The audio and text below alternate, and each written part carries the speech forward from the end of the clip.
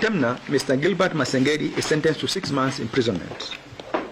Mr. Masengeli is ordered to submit himself to the Commissioner General of Kenya Prisons to ensure that he is to be committed to a prison facility to commence serving sentence of the imprisonment imposed. In the event that he does not submit himself to the Commissioner General of Prison Service as ordered, the Cabinet Secretary for the National Interior must take all steps that are necessary and permissible in law to ensure Mr. Gilbert Masengeli is committed to prison to commence serving the sentence imposed on him. The court, nevertheless, finds it desirable to impose this sentence as a coercive order as opposed to a punitive order. In that regard, Mr. Masengeli may avoid serving this sentence, and therefore, in that regard, the court shall suspend this sentence for 7 days only. The Acting Inspector General of Police can redeem himself and comply by availing himself before this court in person to answer to the issues he has been avoiding. In default, the sentence shall automatically become... Human right has to be respected, and this rule of law. We are in a democratic country, and I want us also to differentiate from the normal arrest and abduction. When you are arrested by police officer, you are taken to the police cells, investigation launched. When the evidence allows you be taken to the court of law, then to the prison if you are convicted. You are a convict. Are you ready for the outcome? We cannot discuss matters before God. So hatutaki Masengeli aingishwe kwa siasa ya Rigathi na Ruto. That is a policeman, amesoma, ako hata mimi mwenyewe nimeenda class na Masengeli. Mtu ako na masters. Mtu anatumia akili, hata kwa polisi wa hivi hivi. Ni polisi anatumia akili, si ndio hiyo? Sawa sawa. Sasa makosa ya Koome, mtu ambaye inafaa ende kwa polisi kwa court kujibu maswali ni ule Koome. Watu walikufa during Koome's reign. They never died during Masengeli's reign. So Masengeli cannot be a sacrificial lamb for mistakes that were done by the past regime of police. Koome must carry his cross alone. Waite Koome ajibu maswali, lakini sio Masengeli. Masengeli ameingia tu kwa ofisi juzi akapata matope. Hiyo matope waangalia nani alileta hiyo matope hapa. Justice for 3 individuals who are Kenyan citizens who were abducted by police officers. Today marks the last day for the sentencing of the Inspector General of Police for 6 months for failing for 7 occasions to comply with court orders. We are happy that the court has sentenced him because that is what the law provides.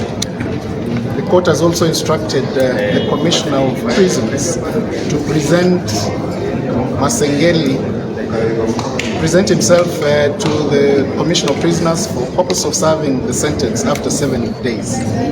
He has a chance within the 7 days to proceed and redeem himself by doing the necessary and coming back to court and complying with those court orders. After the lapse of those 7 days, he will start serving his sentence.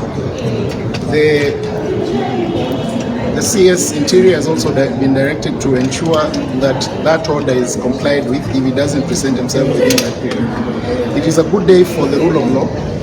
We applaud the court for holding him in contempt. He was convicted last week. He has been sentenced today.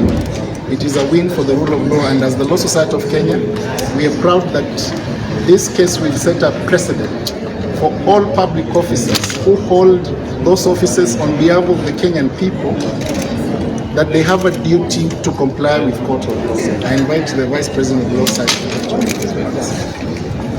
Ladies and gentlemen of the media and Kenyan public, today marks a very special day in what we call the rule of law and good governance. It is against a very bizarre background of 3 missing Kenyans who were abducted and unlawfully detained by the police officer station at Kitengela police station, and later on through various clandestine hideouts. We are not very sure at this particular moment about the safety, about the well-being of the 3 Kenyans, both Njagi, Jamil and Aslam Longton. But today the court has given a new breath of life into our suit. We still are pursuing to get to the bottom of where the 3 Kenyans are, and we are still hopeful that we will find them alive. But of course, we also have to be prepared with a mindset for an alternative. Today, the court has directed with a very strong indication that it will not be business as usual.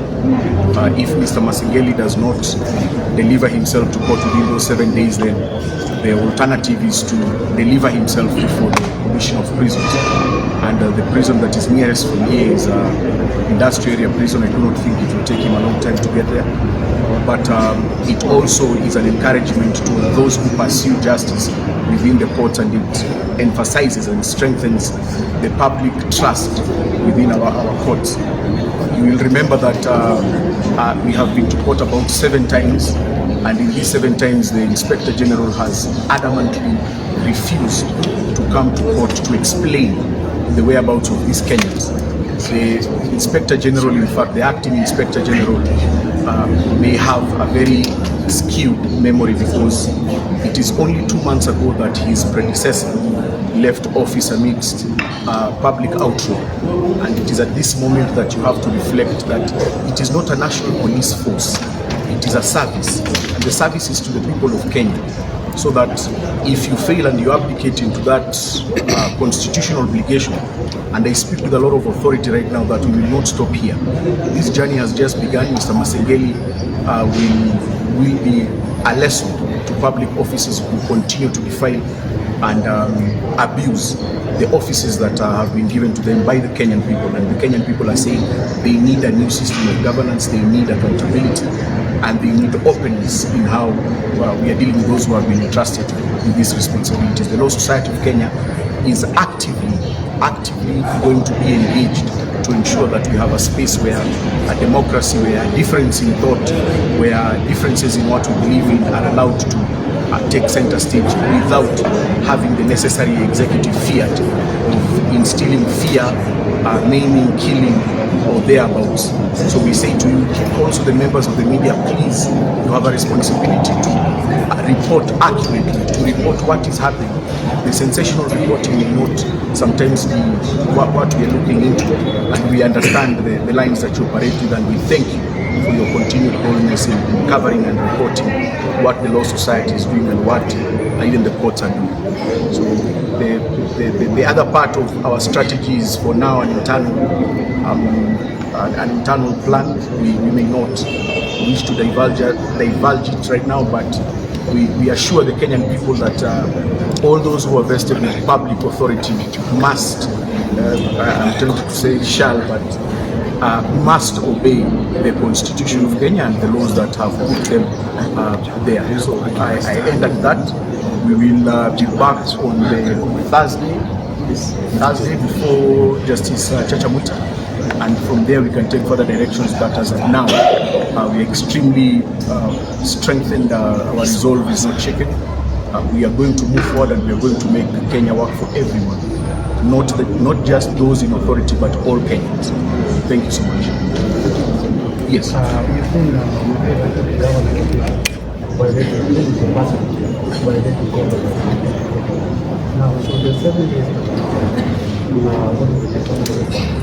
The judge has foreseen the possibility of that not happening, and when the judge, in fact, the judge was extremely graceful to the application, because what we were seeking was an immediate arrest and imprisonment for defiling the record of the court in contempt.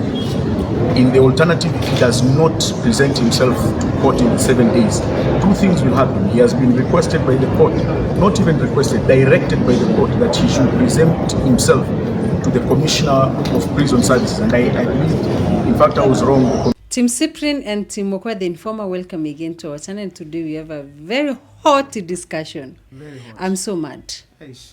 Yani, pale mtandao tumeweza kuona kwamba Masengeli ameweza kuwa sentenced for 6 months. Only 6 months. Only 6 months. After our sons and daughters and kids were killed.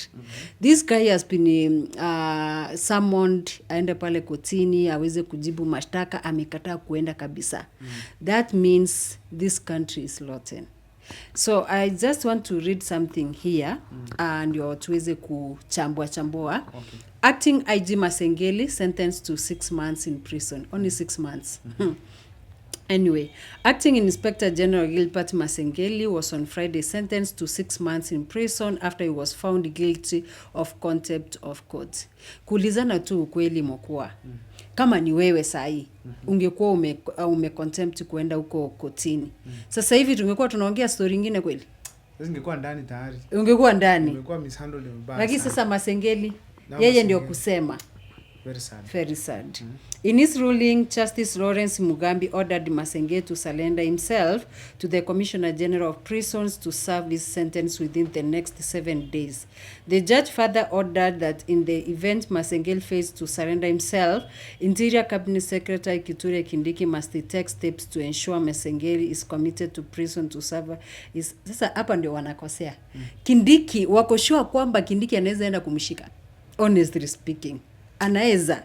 These people wanatutezianga sana. Anyway, Mr. Gilbert Masengeli is sentenced to 6 months imprisonment. He is ordered to submit himself to the Commissioner of Kenya Prisons to ensure he is committed to a prison facility to commence serving sentence, ruled by Justice Mugambi.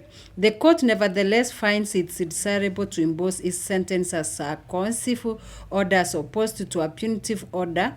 Mr. Masengeli may avoid serving his sentence and in that regard suspend this sentencing for 7 days only. So kuna possibility pia aizi akaenda kufungwa. Anyway, Masengeli was on Tuesday, September 3rd, found guilty of contempt of court after snapping 6 consecutive summons. Imagine someone, this is someone ako kwa police unit. In fact, hata ni IG, acting IG, Inspector General. Amekataa hizo summon amesummoniwa 6 zote. Amekataa. He had been summoned to appear before the judge to explain the whereabouts of 2 brothers. By the 2 brothers, you remember? Jamil Longton and Islam Longton. And activist Bob Njagi, who were abducted in Kitengela last month. Justice Mugambi in his previous ruling termed Masengeli's conduct unacceptable and one that ordered on outright intimidation. The willful disobedience of court orders is a direct affront to the rule of law. Those who defy court orders must be held accountable, and failure to appear in court amounts to direct contempt, the judge commented. Today's ruling followed an application filed by the accused who sought the court's decision to postpone his sentencing for a later date. How?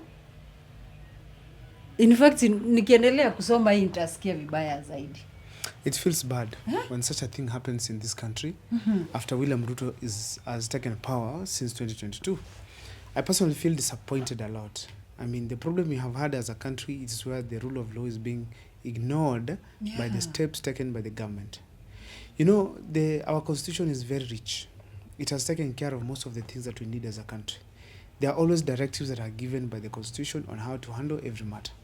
And we have 3 arms of government that are independent. One of them is the executive, the parliament, and of course the judiciary. The judiciary, it has always been, I think, the weakest when it comes to being undermined. Because whenever they've given orders, you know, this judiciary does not just wake up and decide to give orders or decide to cancel something. It's a Kenyan who comes on board, files a case in court, which undergoes the due process, and then later on a decision is made by the court. But now the government takes it like it's the court that is fighting it. No. We have to say that it is disappointing when you realize an Inspector General of Police, someone who should ensure that his policemen are enforcing the rule of law, but by themselves they cannot enforce the rule of law.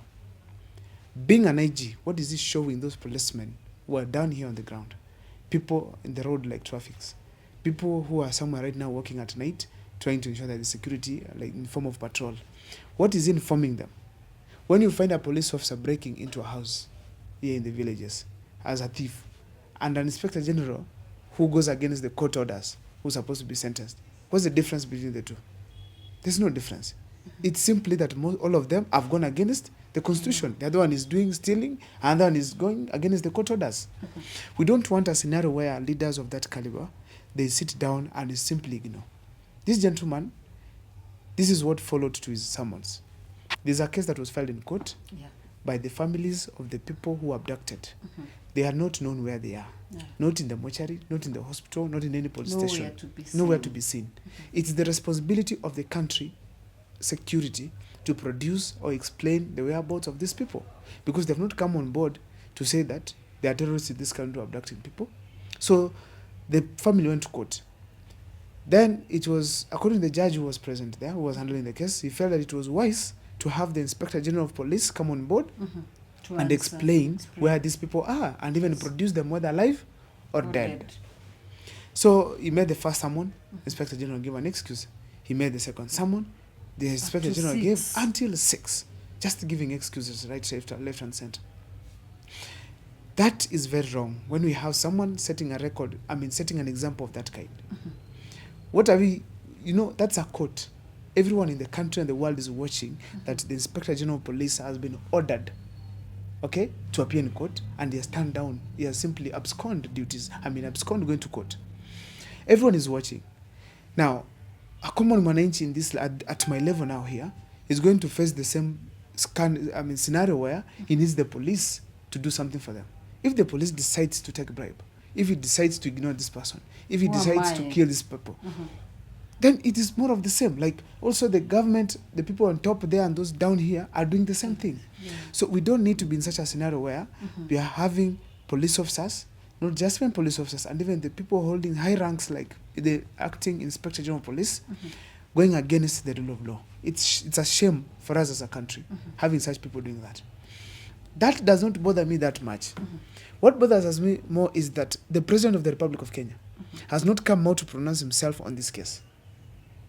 He simply keeps quiet when he sees an Inspector General of Police ignoring the court orders.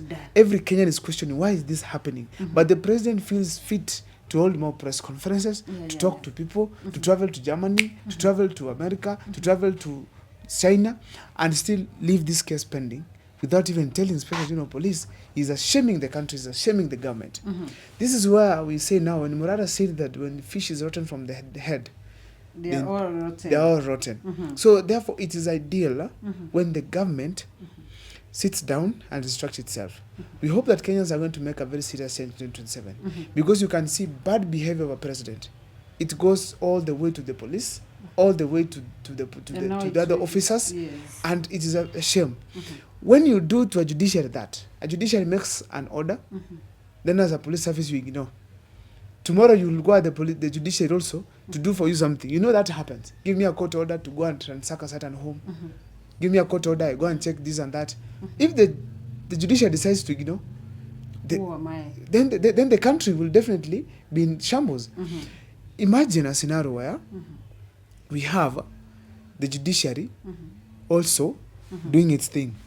That is, I personally feel that we are simply creating chaos in this country, because when we ignore the judiciary also have powers to ignore other things, and eventually to result to what you call a constitutional crisis, where everyone is doing his own things. Now, the wananchi will copy from there. They also do their own things. Eventually, this country will be broken. It's a big shame when you have such people behaving that way. Wow, amazing. Nilikuwa naangalia msije mkashangaa mbona nimekuwa busy kwa simu. Nilikuwa nataka nijue maoni ya Wakenya. So ningependa niwasomee maoni kidogo tu tusikie vile Wakenya walivyo react kwa hii kushikwa yake. Huu wimbo ninaimba sio wimbo, ni maombi. Kwa jina la Baba na la Mwana, Roho Mtakatifu kitu, amina. That's funny. He should arrest himself immediately. I like how US justice system works. He could be in jail by now. By now. Yes. Sentenced and arrested are totally different. Muwache hii mchezo. I saw him laughing, asking the court who will arrest him. Praise. High Court rule again, who should arrest him? Is it his juniors or tumetenga guy? Ama court mko hai. Good job, DCI Shikaya. Is not allowed to enter an office or command by now. He is a prisoner. Someone also said, however, the judgment is not punitive but coercive, and it's suspended for 7 days to allow the acting IG to redeem himself by availing himself in court to answer the questions he has been evading. However, if he fails, the orders should be followed and CS Interior to ensure that Masengeli serves his jail term. Which prison is he in, or just sentenced while he is in his office and in full uniform? I think this one comment because after hapo wamesema ako sentence, leo ameonekana akipeana gift nini certificate. So many people are asking themselves kama alishikwa, how comes? So I just want to read 3 comments, then to on a way forward. We are fixing the country. It was by design. Maybe they deny him the confirmation from acting. The question is, who will arrest him now? This is just a hot hair. So that means even Kenyans, they don't believe this system anymore. Nobody believes it. Because when we scare former DCI boss George Kinoti was arrested 4 months by the same court, nothing happened. So it's like yani tumezoea, nothing will happen. At the end of the day, muwashike musiwashike, it's same. Now tell me Mokua, do you think vile wameweza kufanya hivi, IG ameignore? There are some Kenyans outside there who are thugs, who are criminals.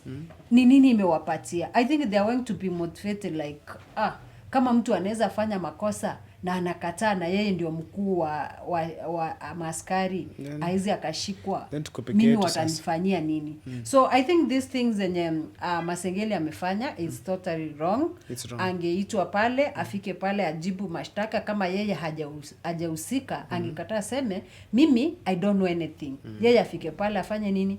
Ajibu. And this shows vile umesema Morara amekuwa akisema the father, kama baba yako pia ni mchafu, basi wewe pia ni mchafu.